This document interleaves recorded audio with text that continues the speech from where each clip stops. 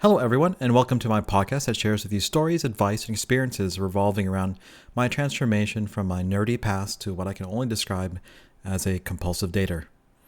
My goal is to help people improve their success at dating and attracting women by maximizing what already exists in you without having to construct a whole new and authentic persona. What makes me qualified to say I'm a nerd or someone you might be able to relate to? Well, let me share a little about myself. When I was a child, the internet started coming out, and I found it to be an incredible outlet to explore my introverted ways. AOL was the only way to get online back then, and they provided each user their own personal homepage. After toying with it for some time, I really wanted more control over how the homepage would look like, so I taught myself how to code HTML and created a GeoCities page to practice on. Shortly thereafter, I started creating websites as a side gig, you can kind of say. Along the same time, internet multiplayer gaming was becoming a big thing, and I dabbled in MMOs like Dark Age of Camelot and I want to say it's called EverQuest.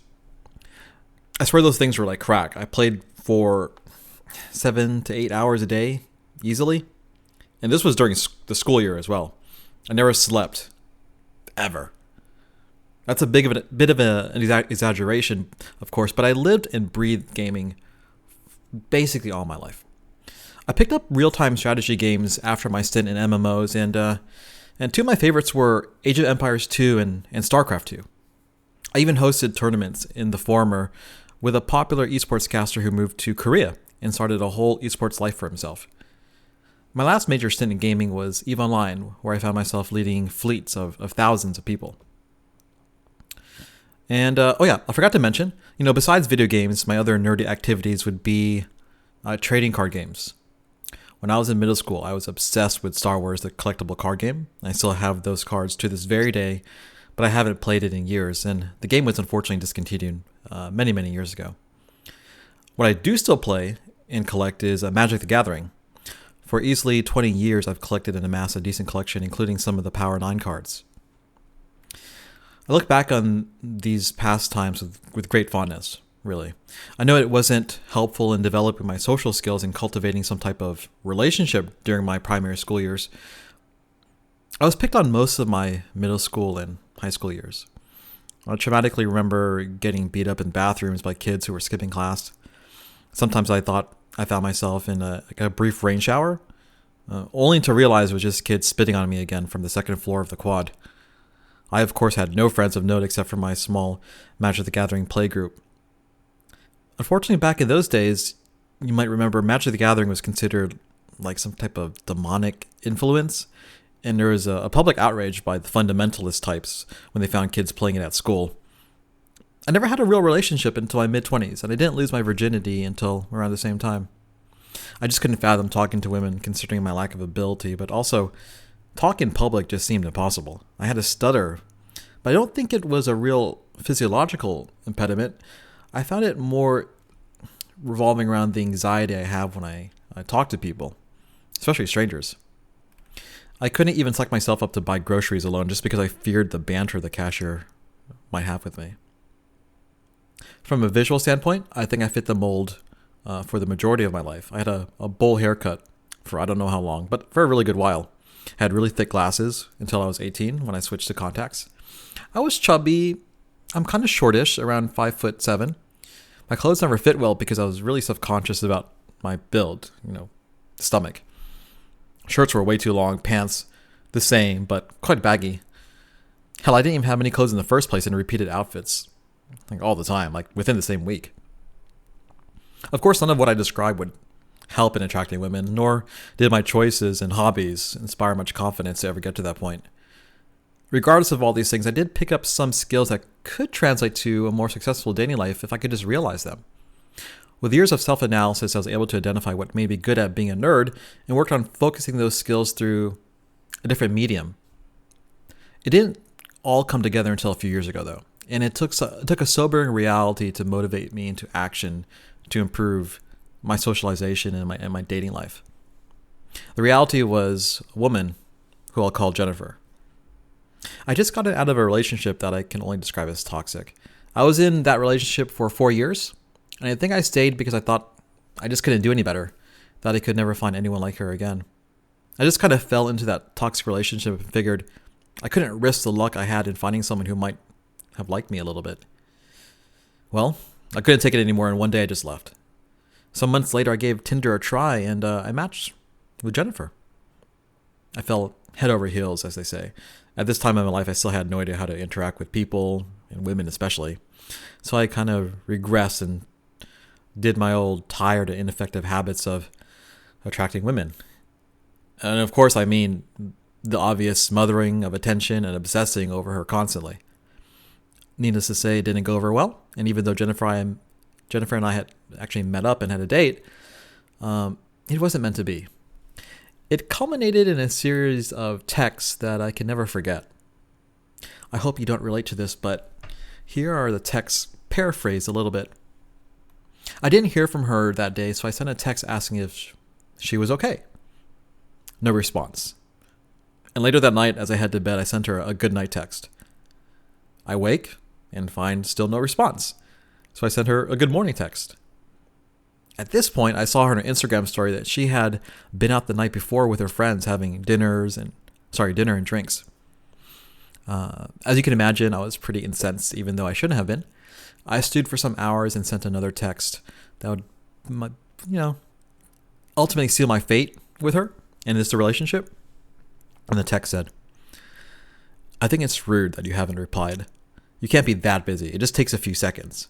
I myself am pretty busy and still make time to text you just to show you that I'm thinking of you."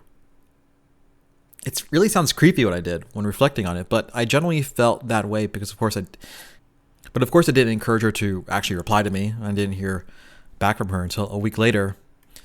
And it pretty much ended there. So how does one go about correcting this type of behavior? The nerds and geeks among us have relied on logic and procedural rationality to carry us to professional success and great accomplishment in our hobbies and pastimes. We have found that time investments could equate to promotions within our careers and the honing of our abilities, such as it does in gaming. In that world, we understand that if you follow a build order, it can almost guarantee us a win or at least optimize our play.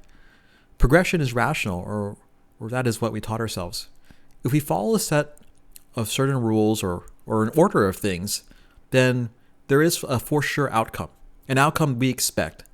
As well, that line of thought has served us in the past. It just doesn't apply to social relationships of any type.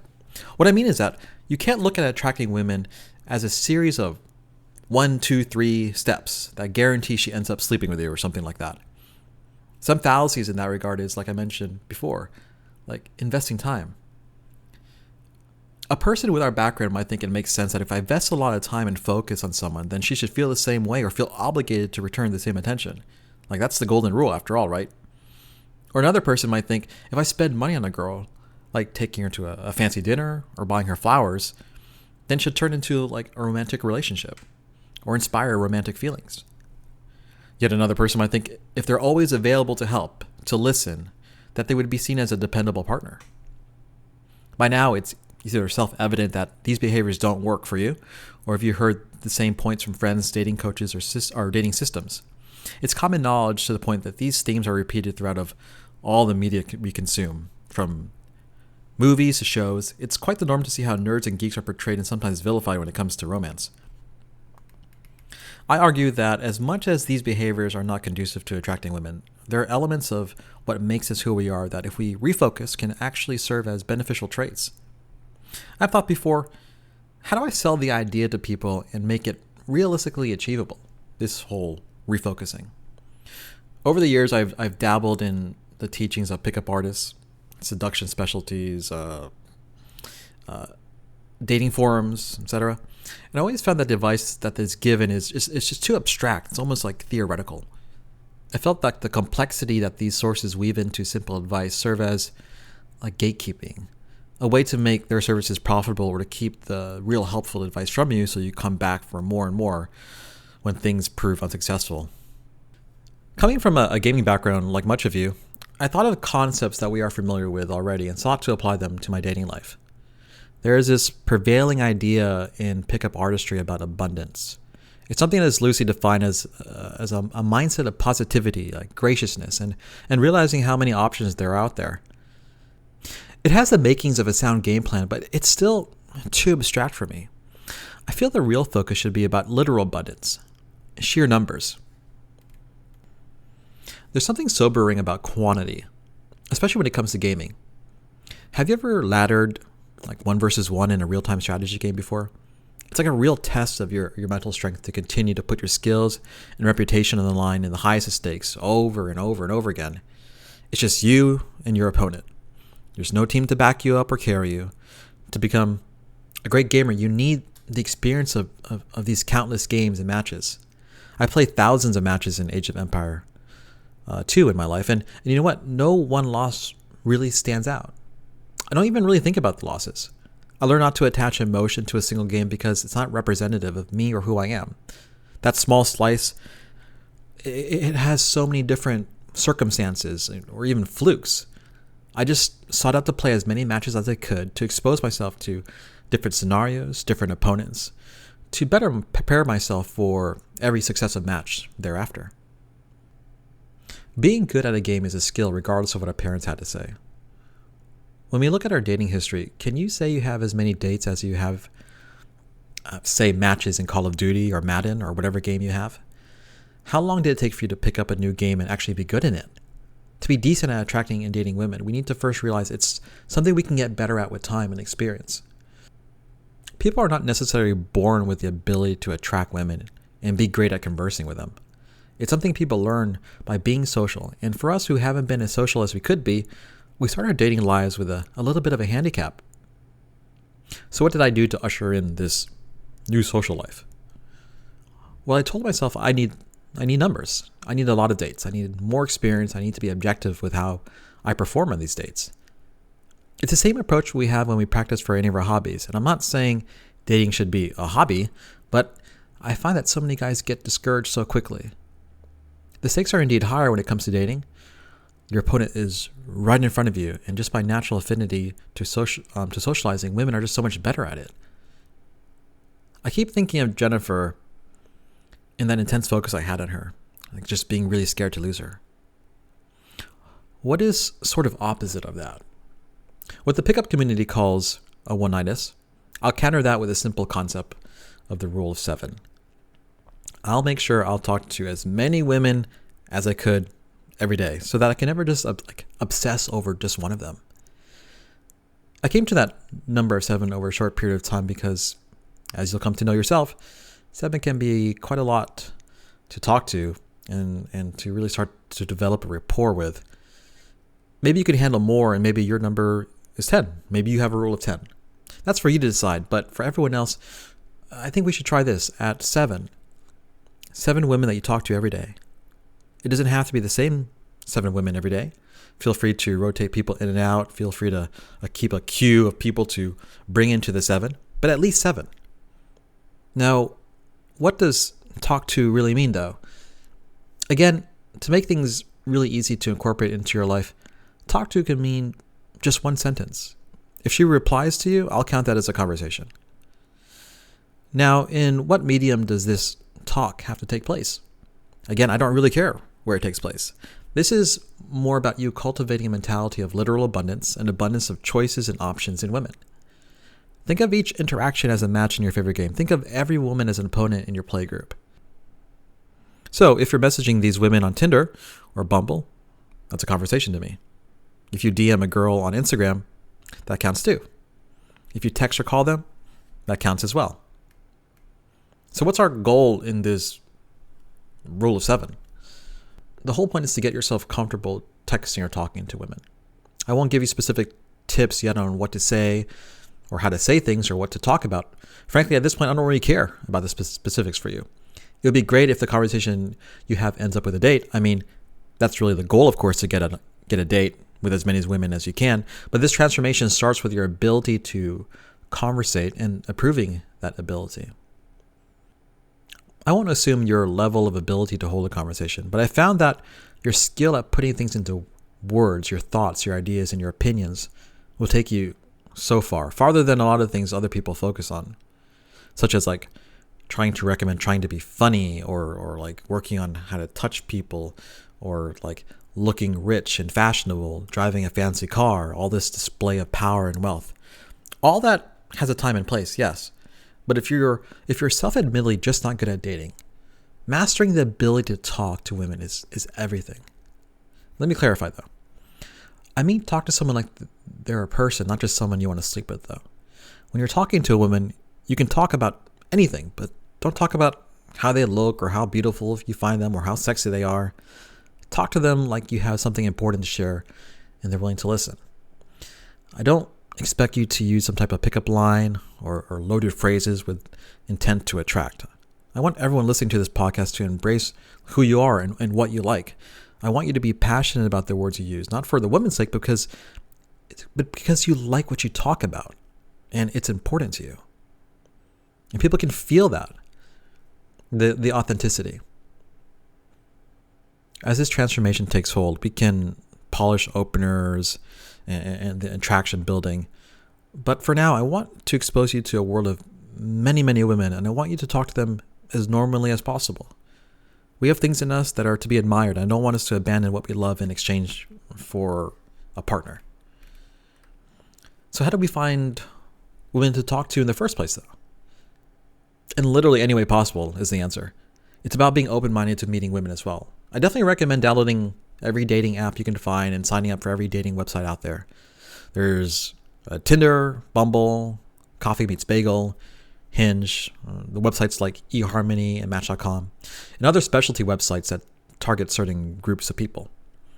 Maybe your friends or family has a friend they want you to meet. Like, be open-minded about meeting anyone and everyone. We need as many numbers as we can, and every opportunity to better our ability at socializing should be utilized. If you're comfortable with approaching people in real life at this point in time, that's great. But I think an easier transition for us to work with is working through mediums that we're very comfortable with already, the internet and things like that, technology. Don't be afraid of messing up, or don't think about embarrassing yourself in a social circle if you're introduced to like a friend of a friend. There's something about this rule of 7 that inherently protects you from your usual failings, per se. As you search out for your 7 of the day and as you try to maintain these ongoing conversations, you just won't have the time really to mess up too much. Sure, maybe a girl will ghost you, or maybe things will just fizzle out with one. With your energy all over the place, you won't find yourself in a one-nighted situation like I found myself with Jennifer ever again. Also, a byproduct of this rule is that you won't put a lot of weight into what happens with your conversations and matches. The numbers will kind of overwhelm you, but it isn't a bad thing. Did you ever wonder what it was like to be a girl in this situation? Has a female friend ever showed you her Instagram DMs or how many people swiped on her Tinder profile? Did she ever express to you she just can't deal with it anymore and just kind of ignores everyone at certain times? That is abundance in the extreme, and women experience that on a daily basis. We might not ever experience that level ourselves, but we can get close in the sense of how impossible it seems to cultivate just dozens and dozens of relationships. You'll begin to realize that numbers normalizes you and makes you seem more desirable to women because you just have so much going on that you seem so busy. Well, you really are busy. As you try to juggle the conversations, you find that you can't maybe get back to them immediately. Maybe you want a few hours to yourself alone because it's just too much right now. I wonder if you're thinking about what I am as I just spoke those words. Remember Jennifer? She didn't get back to me. She didn't get back to me immediately either, right? Perhaps she was just overwhelmed and wanted time for herself. Maybe she was just stealing moments away to enjoy her life. You'll begin to understand like I did. I appreciate it better now. The lessons I learned from her and from everyone else I messed up with. The idea of the Rule of 7 has really helped shape my life, and I hope it starts to help you too. As this podcast goes on, I'll expand on my personal experiences with dating reports, advice, and stories. From literally a handful of dates for 25 years of my life to now typically 70 to 80 in a year, it's a market transformation for me. I want to end each podcast with my thoughts of common mainstream dating advice that I feel isn't too helpful or answering your questions about dating in general. Today I was browsing the dating advice subreddit, Well, they have a couple. There is dating, and they have dating_advice. So let me read back some posts I just kind of came across. I didn't really look too in depth, just kind of grab some that looked interesting by the title. So the first one would be this entry from Dating. The user goes on to say, I've been talking to this girl for about 2 months. Things were going super great.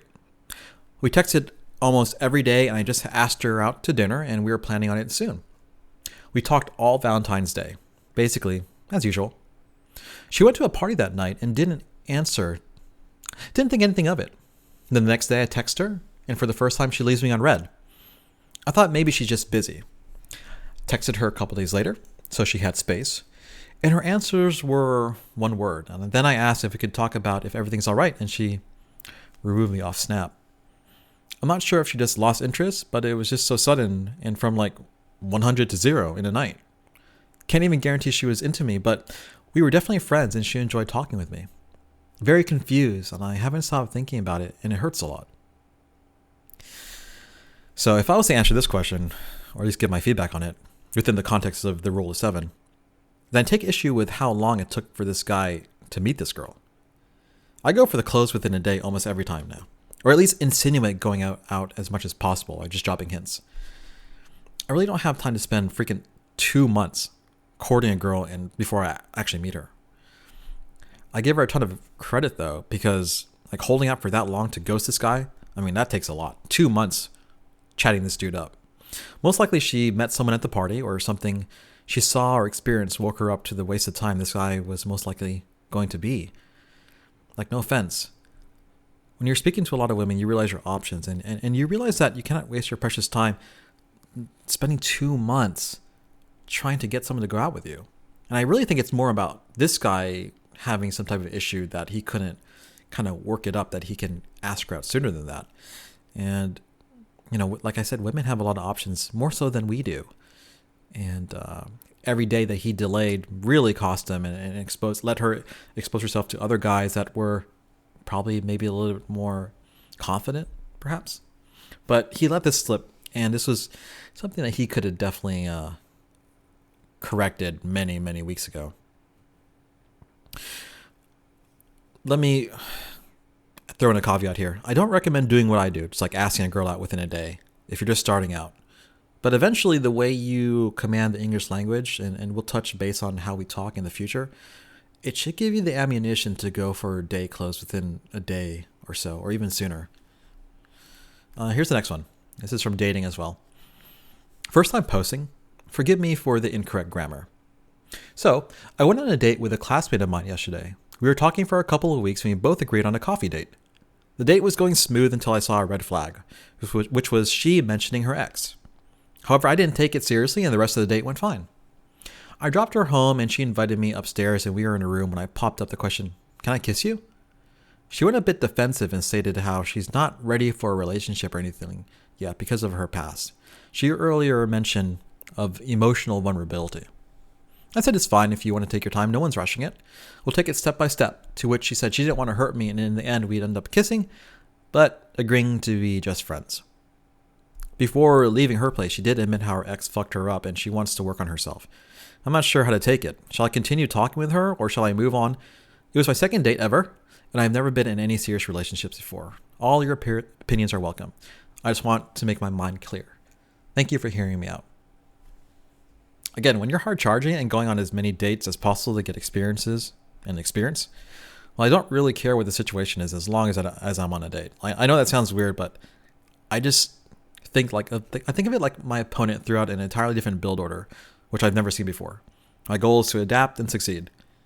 So for women who have been damaged by an ex, or women who are freshly out of a relationship, I've taken a couple different approaches. First of all, like, no topic is off the table for me. I'm willing to talk about your exes, my exes. I can talk about politics, religion, like literally anything. And we all can't, obviously, but I can talk about it in a way that isn't like really damaging to the interaction, because a lot of people take sides when they talk about these things. It's all about being neutral. But anyways, so if she's bringing up her ex, maybe I would actually ask her about what he actually did to her.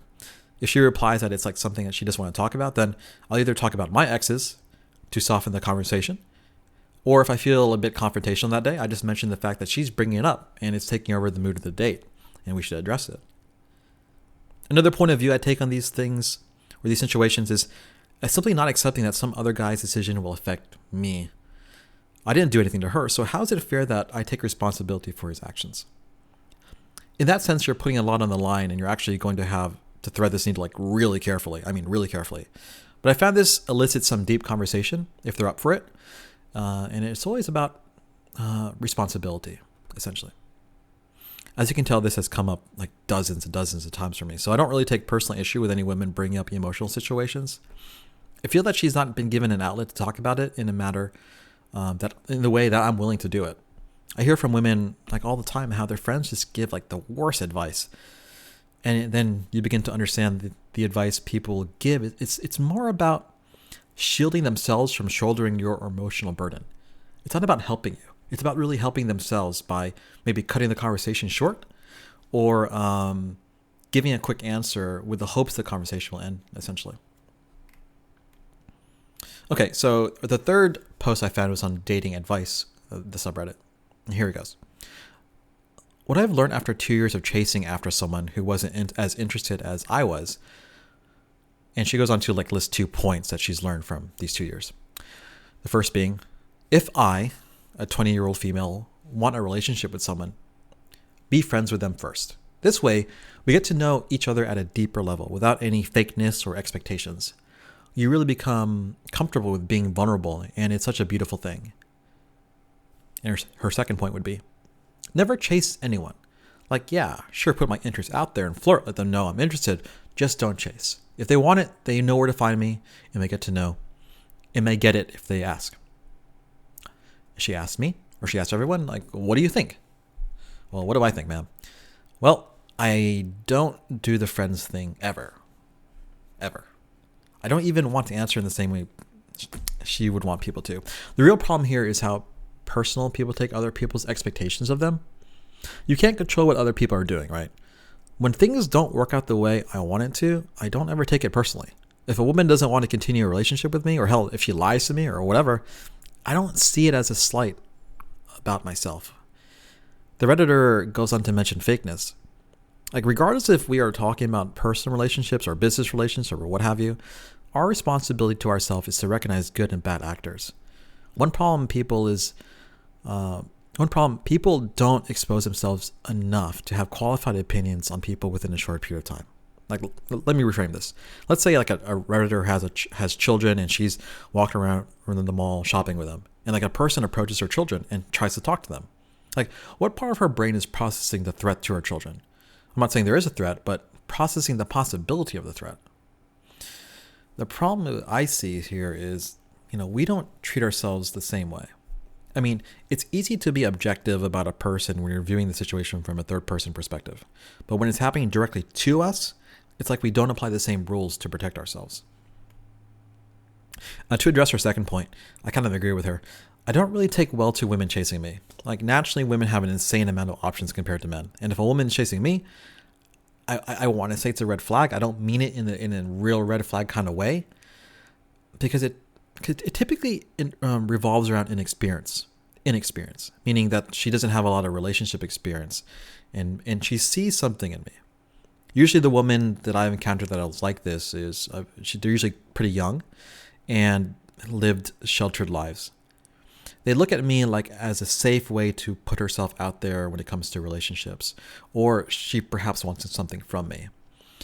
And I mean something from me in the way of like, I don't mean to say it like material or otherwise. Both of these things aren't necessary compliments to me, so I don't really take kindly to it. That's all for now. Thank you for giving me your time, and I hope I can continue to earn it.